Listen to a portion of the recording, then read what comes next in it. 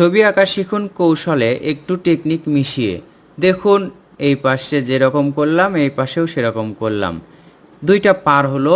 এখন দেখুন একটা দাগ, দুইটা দাগ, একটা দাগ, দুইটা দাগ। এরপর এই দাগের ওপরে দেখুন একটি সূর্য আঁকলাম।